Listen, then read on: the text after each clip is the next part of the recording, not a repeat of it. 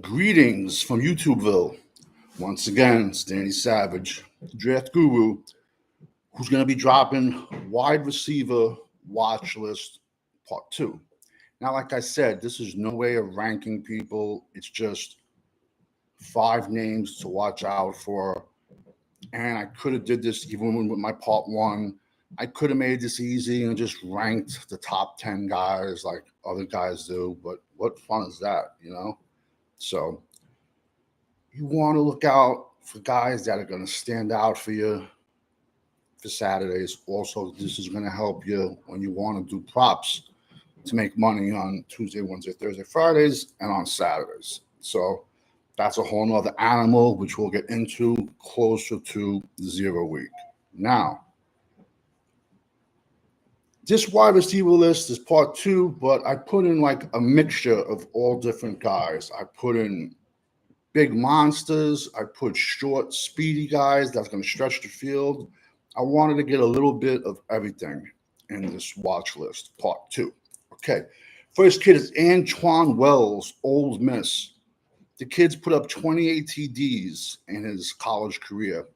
He missed last year. He only played like 1 or 2 games, and he hurt his leg. So we'll see if he's able to return to his past before the injury. 6'1", 205. I probably, this list as well, when I get to part 3 and part 4, you'll probably see both of Ole Miss's wide receivers on here. You'll see both of Missouri's wide receivers on here. So if this kid can come back to pre-injury, he's going to be somebody to watch out for. So that's a name to look out for this year. Do I see the wide receiver class in general being as good as it was last year? No, not even close. Next kid is Jimmy Horn Jr., Colorado. He needs to put on size. He's 5'10", 170. He's more of a stretch the field speedster, but he also has really, really good hands. And listen, this is just my opinion. The success or failure with this kid is all going to come down to Colorado's offensive line. If Sanders has time to throw, the wide receivers are going to look better. He's going to look better. But to be honest with you, and I know it was just a preseason game. Absolutely, I don't know if I said this kid was 5'10", 170. But as of the spring game, Colorado, his offensive line looked gross. And they're starting a true freshman who was the #1 offensive rated tackle in the nation. But regardless, he's still a true freshman. So this kid's, I said, he's a blazer. He's going to stretch the field. But if Colorado don't fix that line, these kids are going to get drafted a lot later. And then they could surprise. They're definitely like a day 3 kind of guy. And then they could shock some people in the NFL with great value. This other kid is a big monster, Tierra McMillan, Arizona, 6'5", 210. There's reports out there.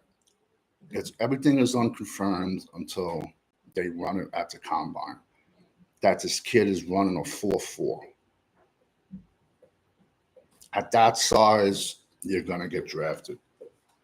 Past 2 years, he's had 2,100 yards and 18 TDs.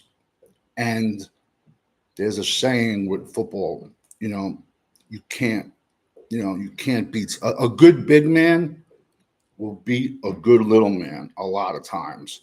But this kid is definitely, even as a rookie, he's definitely a red zone, target.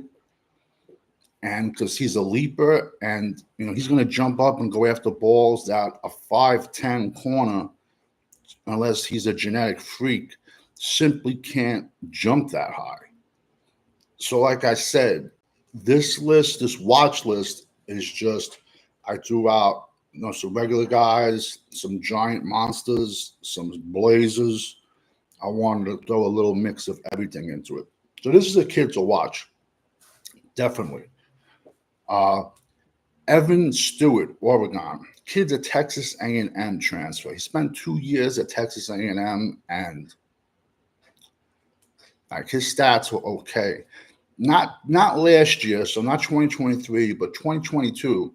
Texas A&M went out and like just spent the most NIL money, got the most kids to come in, paid for everyone, and it was just horrible. Which shows you sometimes, and I'm not saying they were superstars. This kid is 6'0", 180. He's a blazer. But that's just to show you sometimes a bunch of superstars together is not going to win all the time. It takes a team. A good team will beat 11 superstars that are individuals. So this kid's a blazer. Can he put up bigger numbers for Oregon? Absolutely. He definitely can. So he's a name to look out for. Like I said, we're not ranking anybody. This is just a watch list. This is all it is. Last name is Traden Prather, wide receiver, Maryland. This kid, good size too. 6'4", 210. He's a West Virginia transfer. So, like I said, I mean, Maryland's in the Big Ten, so West Virginia comes out of the Big 12. We all know I'm just not a fan of Big 12 wide receivers, and I've said that. This kid is more of a projection pick. He has good size. Like I said, I wanted to give you big size, like the medium-sized guy, the small-sized guy, and the big-sized guy. That's a wrestling quote. See if anyone can pick that up. Something related to that. But, so this kid is just a projection. But so that's going to be wide receivers part dos. So now later on tonight, we'll be dropping corners part 2. And then tomorrow we'll be at running backs part 3. Altogether, you'll get 4 parts, the minimum. So by August we'll be at least 220 players, minimum of 220 players.